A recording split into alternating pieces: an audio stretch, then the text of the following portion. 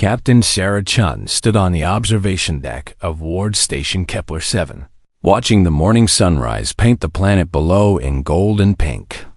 The station hung in space above New Eden, a green world that had become home to 12 different alien species. Sarah smiled as she saw the daily transport ships rising from the planet's surface, carrying passengers and cargo between the surface, colonies, and the station. The Ward system had been humanity's gift to the galaxy for 200 years now. When Earth joined the Galactic Council, they brought something new: compassion for the lost and forgotten. While other species fought wars and grabbed territory, humans opened their doors to refugees, survivors, and the displaced. "Good morning, Captain Chen," came a musical voice behind her. Sarah turned to see Lyra, one of the Veltar. The crystal beings stood 8 feet tall, their bodies made of living blue crystal that caught and bent light in beautiful patterns. Lyra worked as the station's chief science officer. "Morning, Lyra. How are the children's math lessons going?" Sarah asked. Lyra's crystals chimed softly with pleasure. "The human children are so curious. They ask questions my own people never thought to ask. Young Tommy Chen Rodriguez asked me yesterday why crystal grows in patterns. I had to research for 3 hours to give him a good answer." Sarah laughed. Tommy was her nephew, one of 50 human children living on the station with their families. He gets that from his mother. She was always asking impossible questions, too. The elevator opened, and Dr. Marcus Webb stepped out, carrying his morning coffee. Marcus ran the station's medical bay and had spent 30 years learning to treat 12 different types of alien biology. "Sarah, we've got the monthly health reports ready. The Pipkin are doing well in their new habitat, but the Nithros are having some issues with the water temperature in Sector 7. The Pipkin were tiny beings, no bigger than house cats, with soft fur and huge eyes. They had fled their homeworld when their sun began dying. The Nithros were water breathers, refugees from a world that had been poisoned by industrial accidents. Both species had found safety under human protection. I'll have engineering check the temperature controls," Sarah said. "Anything else?" "The Kethmer delegation wants to meet with you this afternoon. They're still having trouble adjusting to living so close to other species." Sarah nodded. The Kethmer were the newest arrivals, survivors of a war that had destroyed 90% of their people. They were proud warriors who struggled with accepting help, even when they desperately needed it. The three walked toward the central hub of the station. Along the way, they passed the cultural center where Zara, a young Pipkin, was teaching human children to sing healing songs. The Pipkin had a gift for music that could calm troubled minds and heal emotional wounds. Several human veterans from old wars came to these sessions, finding peace they had never known before. In the engineering section, they found Chief Engineer Rodriguez working with a team of Quinter.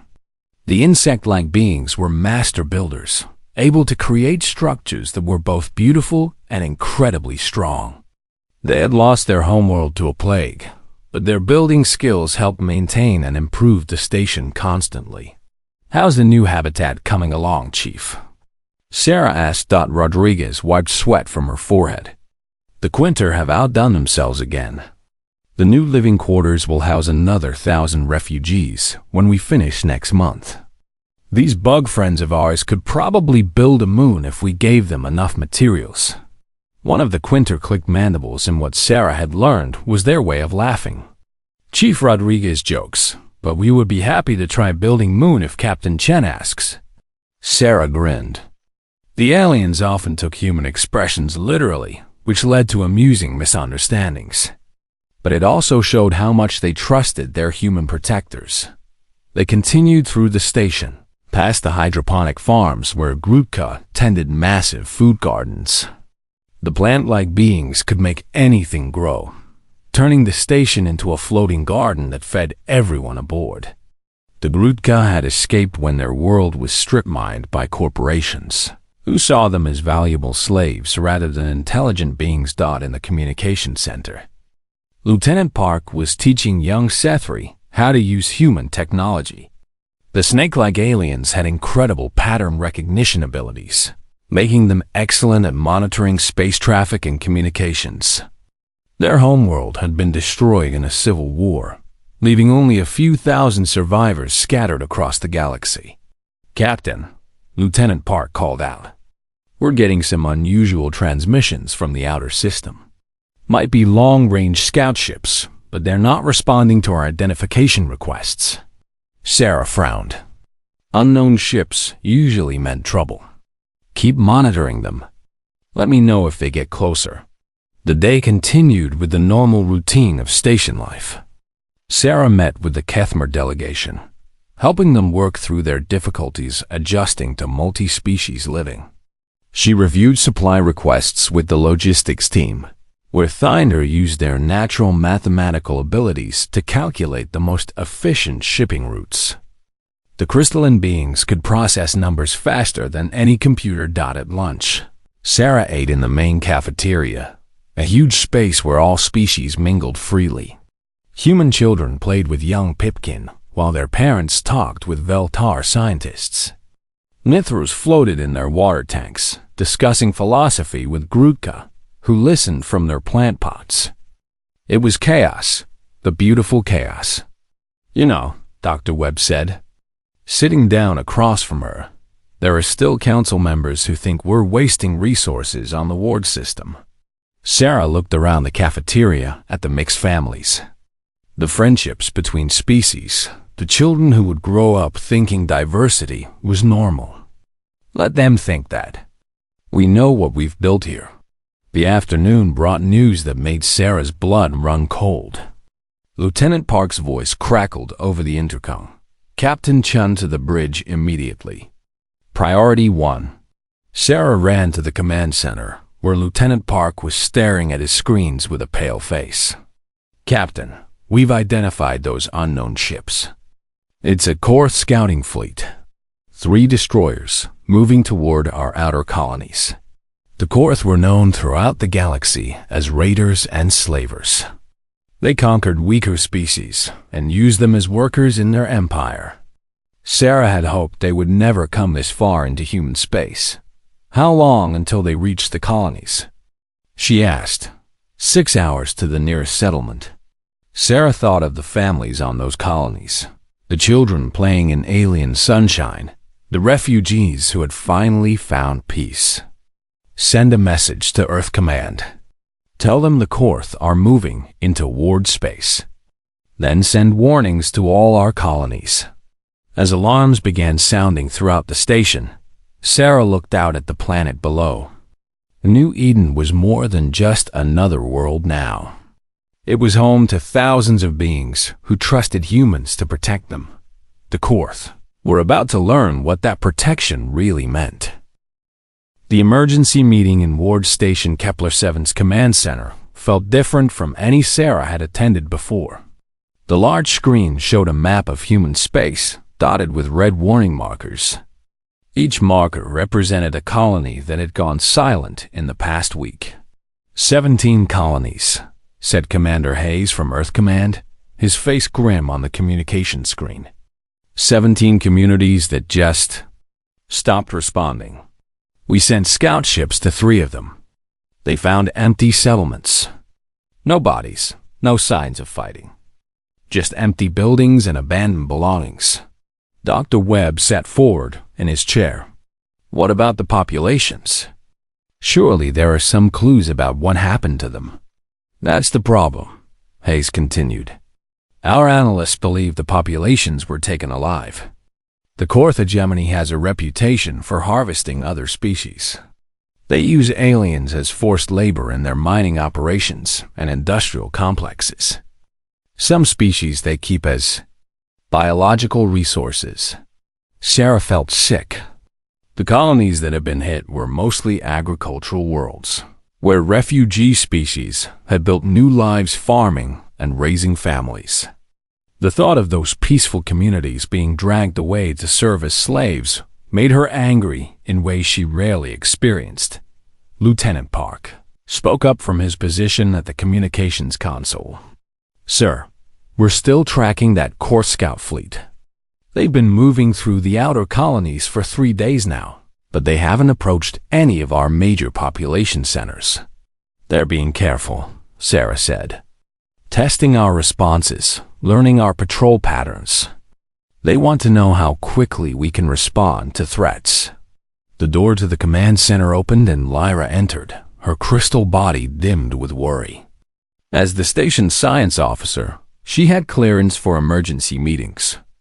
Behind her came Elder Thokaran of the Kethmer, moving with the careful dignity of his warrior people. "Captain Chun," Thokaran said in his deep, gravelly voice, "my people have heard the reports. The Korth are the ones who destroyed our colony ships during our exodus. They hunted us through 3 star systems before we found sanctuary with your people." Lyra's crystals chimed sadly. "The Korth enslaved my cousin's family 12 years ago. They were traveling on a research vessel that was captured near the border worlds. We never saw them again." Sarah looked around the room at the faces of her crew and the ward representatives. These weren't just refugees anymore. They were family, friends, colleagues who had built a life together. The idea of letting the Korth take them was unthinkable. Commander Hayes continued his briefing. "Earth Command has made a decision. All ward populations in the outer systems are to be evacuated immediately. We're pulling everyone back to the core worlds, where our fleet can protect them better." "What?" Dr. Webb stood up suddenly. "Commander, some of these species have been in those colonies for 50 years. They've built homes, businesses, entire communities. You're asking them to abandon everything they've worked for." "It's temporary," Hayes said, but his voice lacked conviction. "Once we deal with the core threat, they can return." Elder Thokaran's 6 arms crossed in a gesture Sarah recognized as extreme displeasure. "Humans promised my people sanctuary.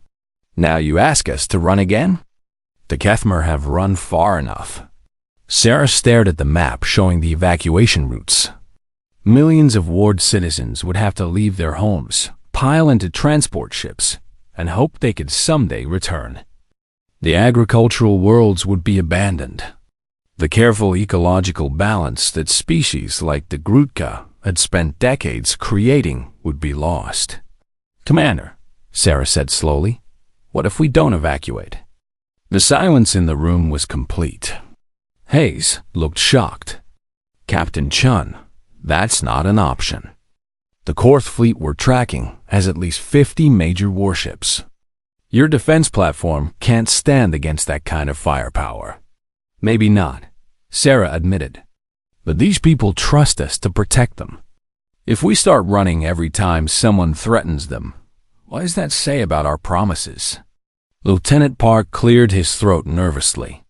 "Captain, I've been monitoring Korth communications. They're not just looking for easy targets. They're specifically hunting war populations. They know about our protection policies, and they think it makes us weak." Dr. Webb walked to the viewing port and looked down at New Eden. "There are 12,000 Pipkin on that planet. They're not fighters. They're artists and healers and teachers. If the Korth take them—" He didn't finish the sentence. Everyone knew what happened to captured Pipkin. Their healing songs were considered valuable by certain criminal organizations, who used them to keep slaves healthy and productive. Lyra spoke into the silence. "Captain Chun, my people have discussed this among ourselves. The Veltar will not evacuate. This station is our home now. Our children were born here. If we must fight to defend it, we will fight." Elder Thokaran nodded agreement. "The Kethmer stand with the Veltar. We have run enough. Here we make our stand." One by one, the other ward representatives voiced the same decision. The Nithros would not leave their carefully maintained water habitats. The Grutka would not abandon the gardens they had spent decades cultivating. Even the tiny Pipkin, through their representative Elder Sings with Stars, declared they would rather face danger than run again. Commander Hayes looked frustrated. Captain Chun, I'm ordering you to begin evacuation procedures immediately. Earth Command will not be responsible for a massacre because you couldn't follow orders. Sarah looked around the room at the determined faces of her ward families. These beings had lost everything before finding safety with humanity. Now they were willing to risk everything to keep the homes they had built. Commander Hayes, Sarah said quietly, I respectfully decline to follow that order. The communication screen went silent for a long moment. When Hayes spoke again, his voice was cold. Captain, you're relieving yourself of command and placing thousands of lives at risk for what? Pride? Not pride, sir. Promise. We promised these people sanctuary. We promised them protection. If we break that promise the first time it becomes difficult, then our word means nothing. Hayes shook his head. You're on your own, Captain. Earth Command cannot support your decision. The screen went dark dot in the silence that followed. Sarah felt the weight of her decision settling on her shoulders. She had just committed herself and everyone she cared about to a fight they probably couldn't win. But looking around the room at the aliens who had become family, she knew she had made the only choice she could live with. All right, she said. If we're doing this, we're doing it right. Lieutenant Park, send a message on all frequencies. Let the Korth know exactly where we are and exactly what they'll be facing if they want to take our people. What should the message say, Captain? Sarah thought for a moment about how to phrase humanity's response to the Korth threat. She wanted them to understand that they weren't dealing with helpless refugees anymore. Tell them this. You are entering human ward space. The beings under our protection are not available for capture or harvesting. Turn back now, or discover what happens when you threaten a human's family. Lieutenant Park's hands moved over his console. Message sent, Captain. Sarah walked to the viewing port and looked down at New Eden, where lights were beginning to twinkle as evening fell. Somewhere out there in the darkness, the Korth fleet was coming. But here on the station and on the planet below, families were having dinner together, children were playing games, and people of dozen different species were living as one community. That was worth fighting for. That was worth dying for. The Korth were about to learn the difference between humans being peaceful and humans being harmless. The Korth fleet dropped out of hyperspace like a nightmare made real. 53 warships materialized at the edge of the Kepler-7 system, their black hulls bristling with weapons designed for one purpose, taking what they wanted by force. Sarah stood on the bridge of Ward Station Kepler-7, watching the tactical display as red dots appeared on the screen. Each dot represented a ship bigger and more heavily armed than anything the Ward Station possessed. The largest vessels were Korth dreadnoughts, massive ships that could level cities from orbit. Captain, Lieutenant Park said, his voice tight with tension. They're broadcasting on all frequencies. Put it through, Sarah ordered.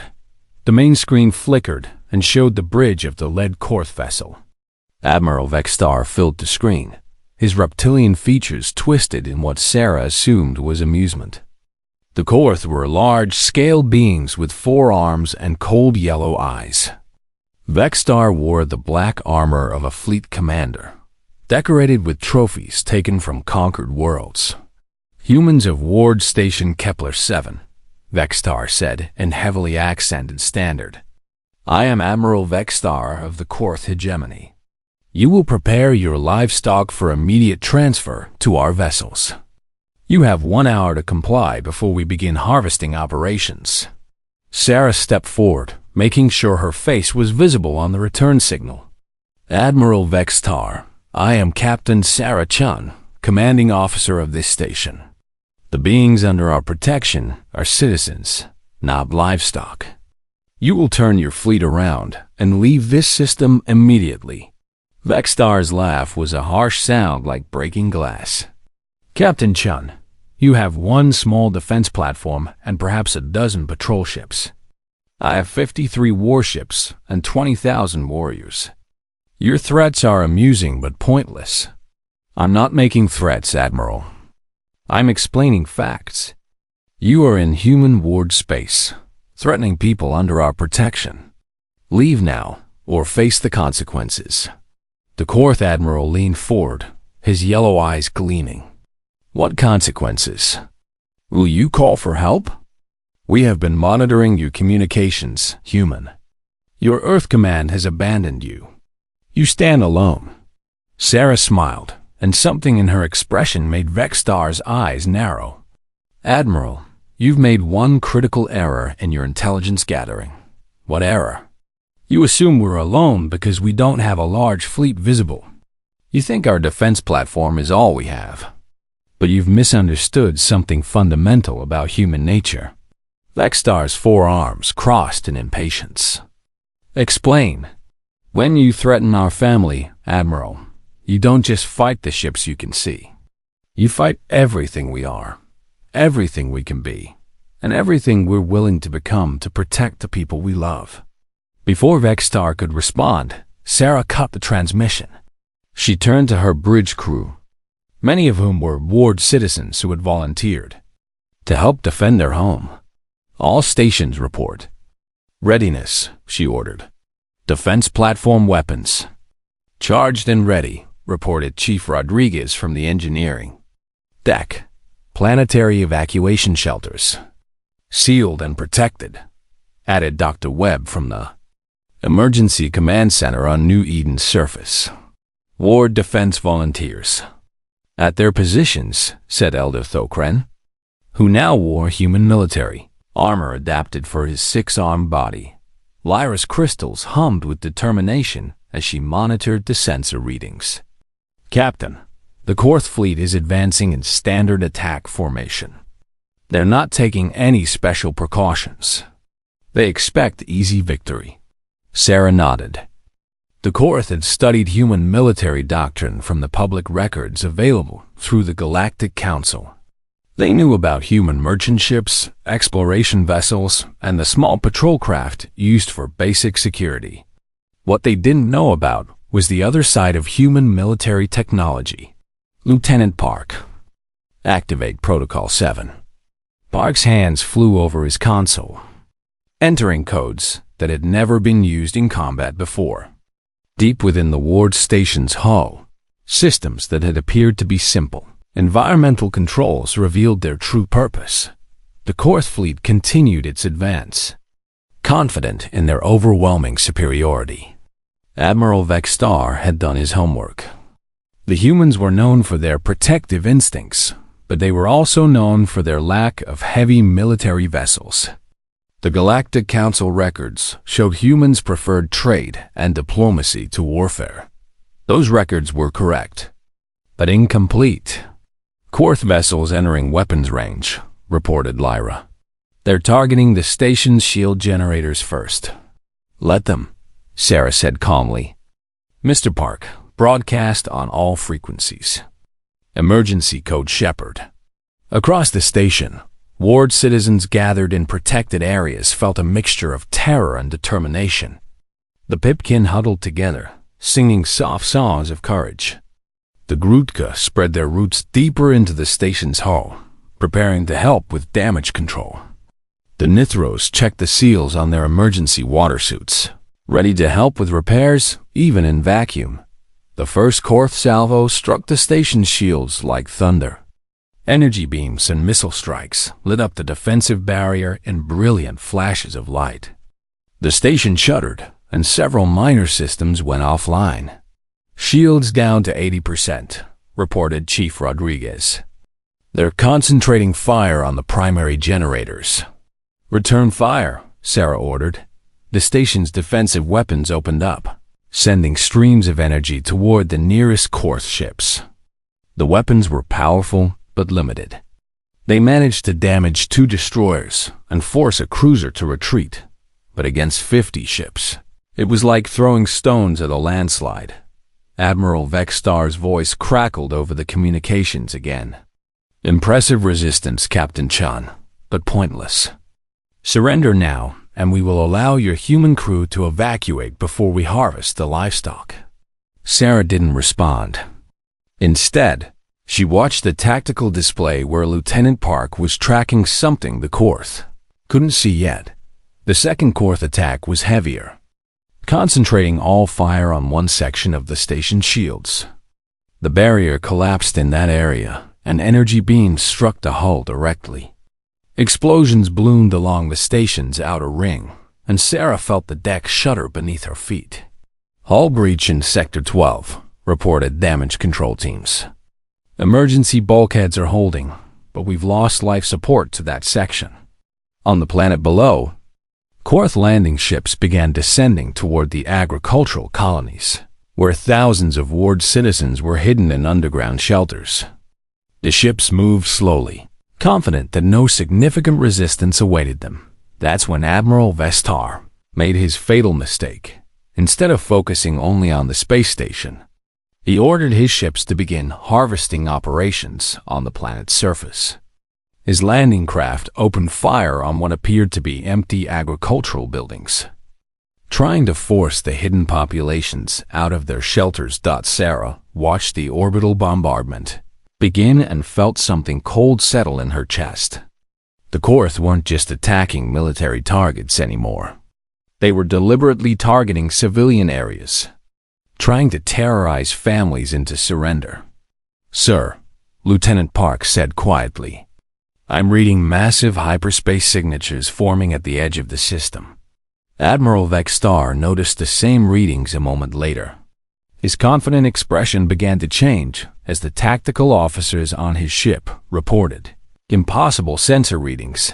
The hyperspace signatures were huge, much larger than anything in the public records of human ship design. Sarah smiled as the first shapes began to emerge from hyperspace.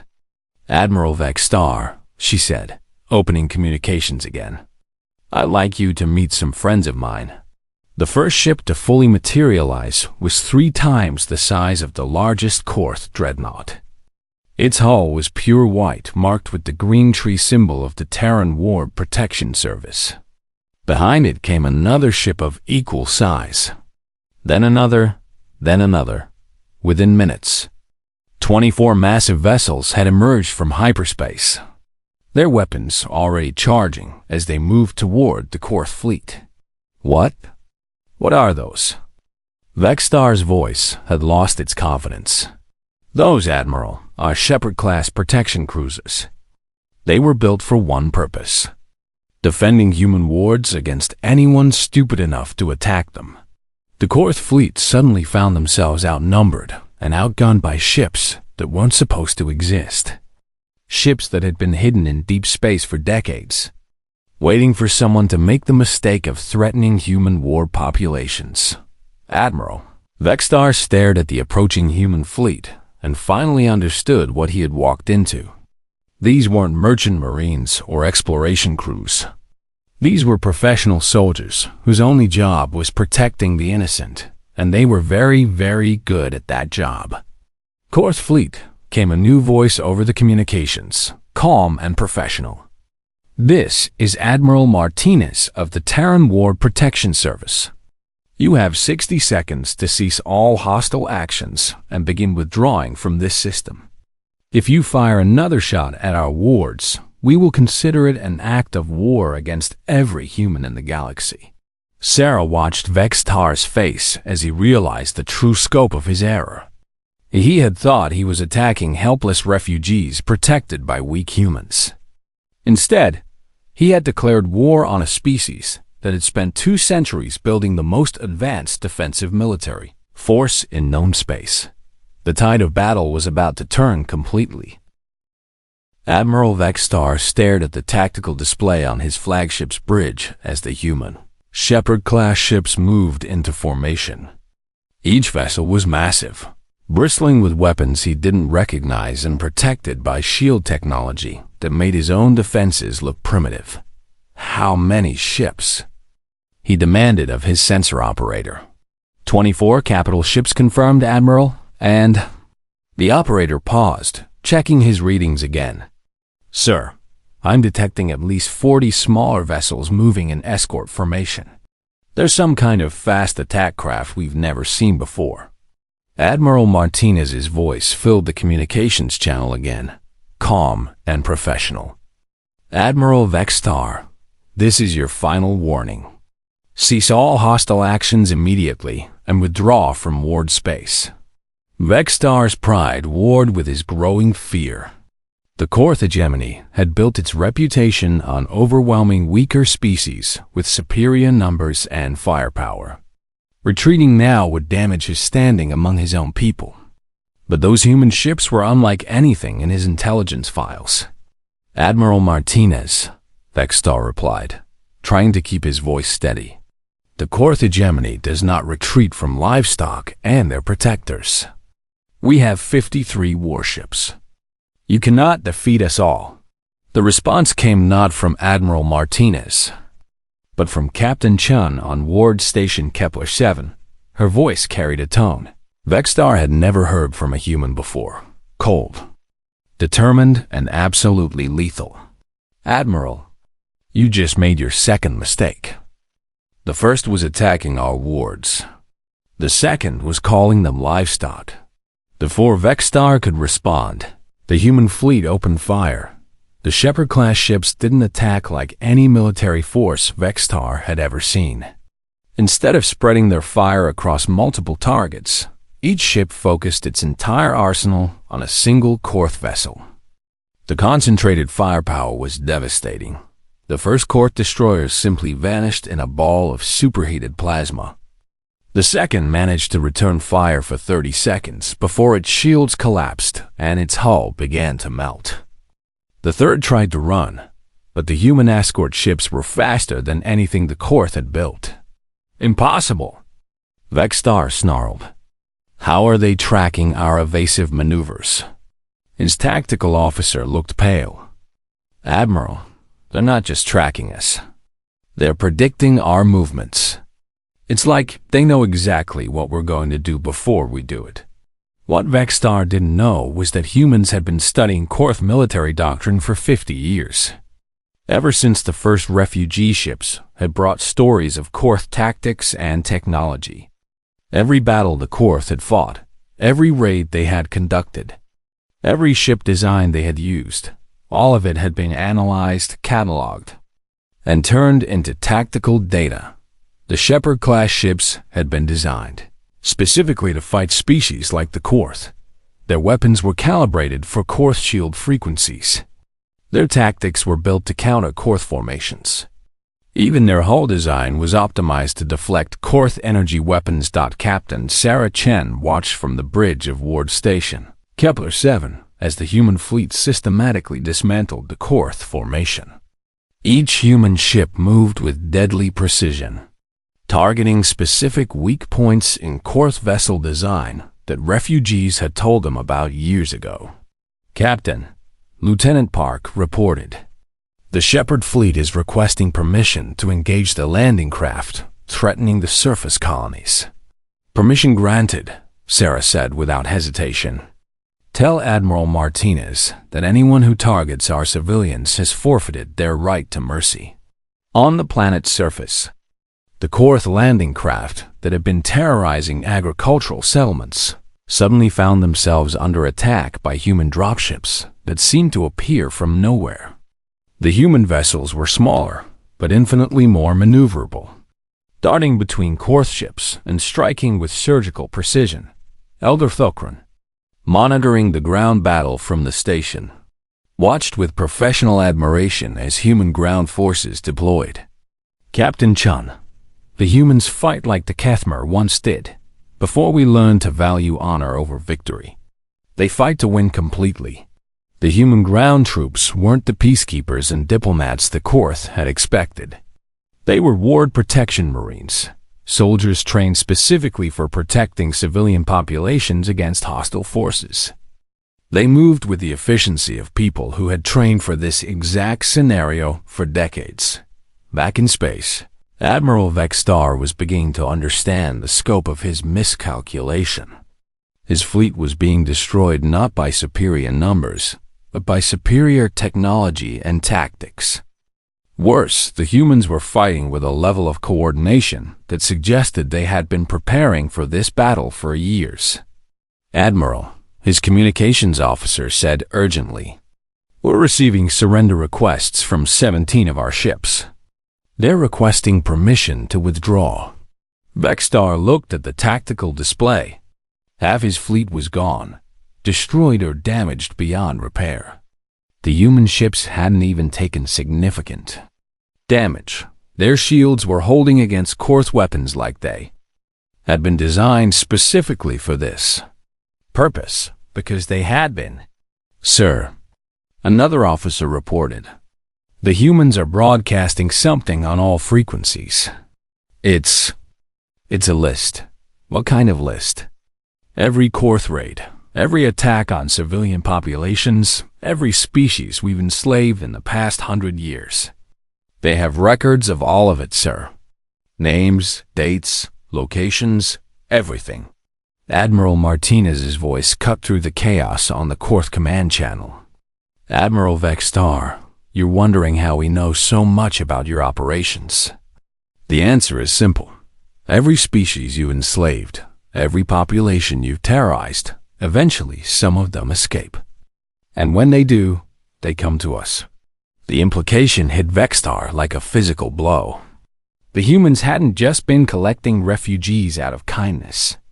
They had been gathering intelligence on every hostile species in the galaxy, learning their weaknesses, preparing for the day when those species would threaten human wards. "You've been planning this," Vextar said, his voice hoarse with understanding. "Not this specific battle," Captain Chun replied from the station. "But the defense of our wards?" "Yes, Admiral. We've been planning that since the day we accepted our first refugee family. Did you really think we would promise protection without having the means to deliver it?" A new alarm began sounding on Vextar's bridge. His sensor operator's voice cracked with panic. "Admiral, I'm detecting more hyperspace signatures. Massive ones." Through the viewports of his flagship, Vextar watched in horror as more ships began emerging from hyperspace. But these weren't human vessels. They were ships from dozens of different species, all flying alongside human escort vessels. "Those are Veltar crystal ships," his tactical officer reported, "and Grutka bio vessels. Quinter construction ships that have been armed with mining lasers." "Sir, it's not just the humans. It's all of them." Admiral Martinez's voice returned to the communications channel. "Admiral Vextar, I'd like you to meet the War Defense Alliance. Every species under human protection has contributed ships and crews to defend their new homes. You're not just fighting humans anymore. You're fighting everyone you've ever threatened who finally found a place where they could fight back." The Korth fleet found itself surrounded by a combined force that represented 60 years of refugee species working together, building ships, training crews, and preparing for the day when their old enemies would find them. A Pipkin medical ship, its hull decorated with healing symbols, moved alongside a massive Kethmer warcruiser. Tiny Nithros fighter craft darted between lumbering Grutka bioships, whose living hulls could repair damage in real time. The Veltar contributed ships whose crystal hulls could focus and amplify energy weapons to incredible levels. It was the most diverse military force in galactic history, united by a single purpose: protecting the homes they had built together under human protection. "Admiral." Vextar looked around his bridge at the faces of his officers. They all showed the same expression, the realization that they had walked into a trap 50 years in the making. "Admiral," his communications officer said quietly, "what are your orders?" Vextar stared at the tactical display showing Korth ships being systematically destroyed by a coalition of species he had considered inferior. His proud fleet was being defeated not by superior numbers or better weapons, but by something the Korth had never understood: people fighting to protect their families.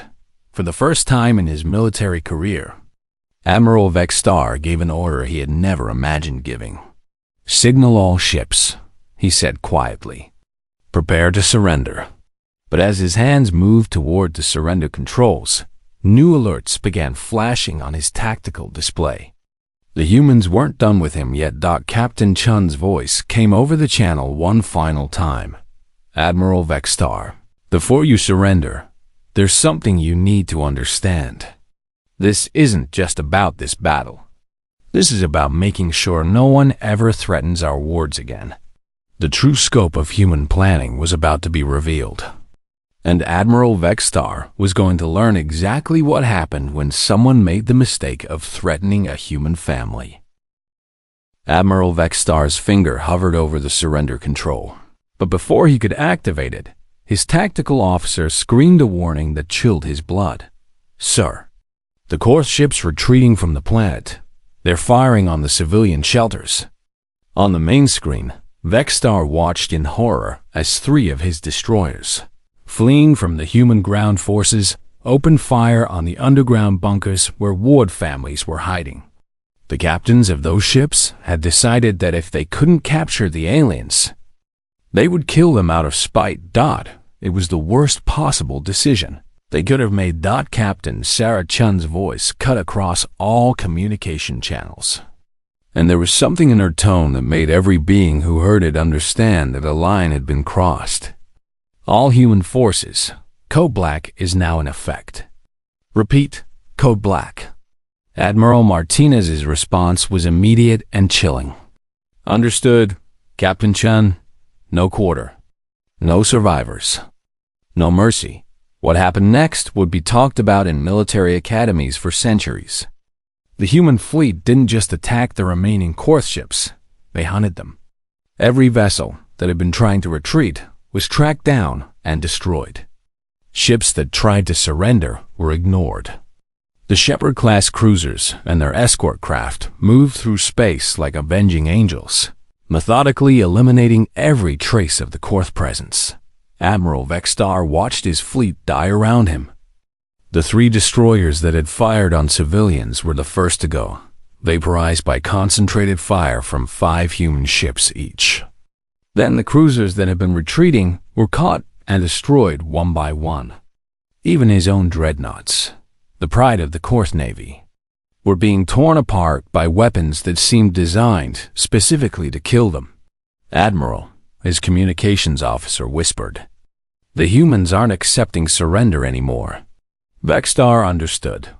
By targeting civilians, his ships had crossed from military action into something humans considered unforgivable. He had seen the intelligence reports about human behavior in previous conflicts. They would fight honorably against military targets.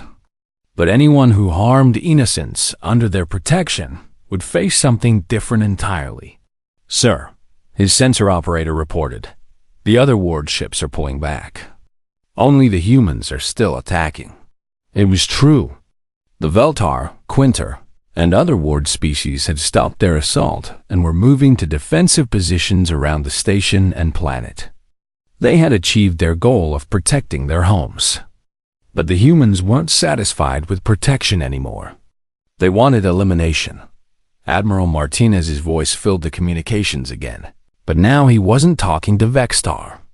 He was broadcasting on frequencies that reached across the galaxy. "This is Admiral Martinez of the Terran Ward Protection Service, broadcasting to all Korth vessels and installations throughout known space. You have just witnessed the fate of those who attack human wards. This is not a warning. This is a promise. Any Korth force that approaches human ward space will be destroyed. Any Korth vessel that attacks civilians under our protection will be hunted to the ends of the galaxy."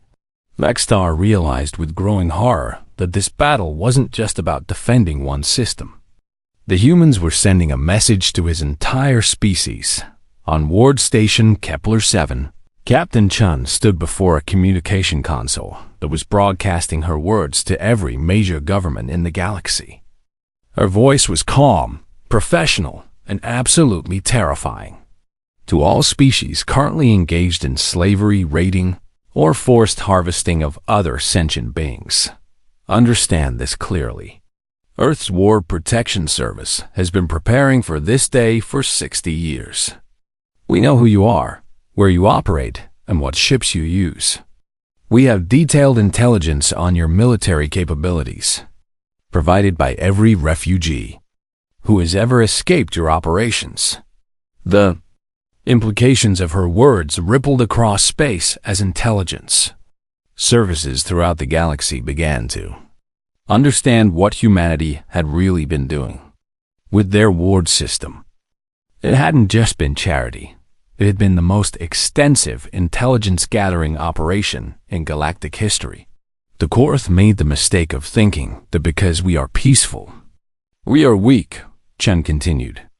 They confused our mercy for our enemies with our love for our family. Today they learned the difference. Admiral Vextar's flagship shuddered as human weapons tore through its hull. His shields had failed 20 minutes ago, and now his ship was dying around him. Through the smoke and sparks on his bridge, he could see the tactical display showing the complete annihilation of his fleet. 53 ships had entered the Kepler-7 system.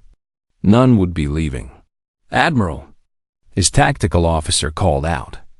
Emergency transmission from Korth High Command. They're ordering all fleets to avoid human space immediately. Too late, Vextar thought. Much too late. The human assault wasn't stopping with his fleet. Intelligence reports were coming in from across Korth space about human ships, appearing at mining colonies where enslaved aliens were held. The Shepherd-class cruisers had sister ships, and they were all moving at once, striking every Korth installation that housed captured civilians. It was a coordinated military operation that must have taken years to plan. While the galaxy had thought humans were just collecting refugees, they had actually been building the most powerful rescue force in known space. Captain Chen's broadcast continued. As of today, any species currently held as slaves or forced labor in Korth facilities will be liberated by human forces. Any Korth personnel who surrender peacefully will be transferred to Galactic Council custody for trial. Any who resist will be eliminated. Admiral Vextar's ship finally died, life support failing as the last of his crew fell unconscious from smoke inhalation. As darkness closed around him, his final thought was a realization of the magnitude of his species' error. The humans hadn't been hiding their weakness. They had been hiding their strength. For 2 centuries, while other species had been fighting for territory and resources, humanity had been quietly building something unprecedented, a military force designed not for conquest, but for absolute protection. And they had been gathering allies who were equally committed to defending the peaceful life they had built together. 3 days later, the Galactic Council convened an emergency session. Representatives from 300 species gathered to hear the report on what was being called the Ward War. The Korth hegemony's representative was notably absent. The Korth government had formally dissolved 2 days after Admiral Vextar's fleet was destroyed, as human rescue operations liberated every enslaved population in their territory. The remaining Korth civilians were requesting placement in rehabilitation programs, administered by the Galactic Council. Ambassador Williams of Earth stood before the assembly, her speech simple and direct. The Terran Ward Protection Service exists for one purpose: ensuring that no one under our protection ever has to fear for their safety again. We did not seek this conflict, but we will not shy away from its consequences. Any species that threatens our wards will face the same fate as the Korth. In the gallery above the main floor, representatives of the ward species sat together. Valtar crystals chimed softly with pride. Kethmer warriors nodded approval. Tiny pipkins sang quiet songs of gratitude. The Grudka rustled their leaves in contentment. Ambassador Keck of the Sari Collective raised a tentacle to speak. Ambassador Williams, the Council must ask, what are Earth's intentions regarding expansion of the ward system? Williams smiled. The Ward system has never been about expansion, Ambassador. It's about family. Any species that needs protection and is willing to live in peace with others is welcome. Any species that threatens the peace will learn what happens when you attack a human family. The message was clear. Humanity had revealed itself not as conquerors, but as the most dangerous protectors in the galaxy. The Ward system would continue to grow, taking in refugees and survivors, building communities where different species could thrive together, and behind it all would be the quiet, professional presence of the Ward Protection Service, ready to remind anyone who forgot that there was a vast difference between being peaceful and being harmless. On Ward Station Kepler 7. Captain Sarah Chun stood in the observation lounge watching children play in the station's central park. Human children ran laughing alongside young Pipkin, while Veltar crystals chimed musical games for mixed groups of a dozen species. Dr. Webb joined her at the viewing port. "The repairs are finished," he said. "The Korth didn't do any permanent damage." Sarah nodded, but her eyes stayed on the children. "Marcus, do you think we did the right thing? Complete elimination of their fleet?" Dr. Webb was quiet for a long moment. Then he pointed to a young Pipkin who was teaching a human boy to sing a healing song. "Sarah, that little one's parents were taken by Korth slavers when she was just a baby. She was rescued by one of our liberation teams yesterday from a mining colony. Today she's playing and singing again, safe and protected." He turned to face her. "The Korth chose to fire on children, Sarah. After that, there was only one right thing to do." Sarah watched the children play, representing a dozen species who had found safety and family together under human protection. The galaxy now knew that this peace came with a price, paid by anyone foolish enough to threaten it. The Ward system would continue to grow, welcoming the lost and forgotten,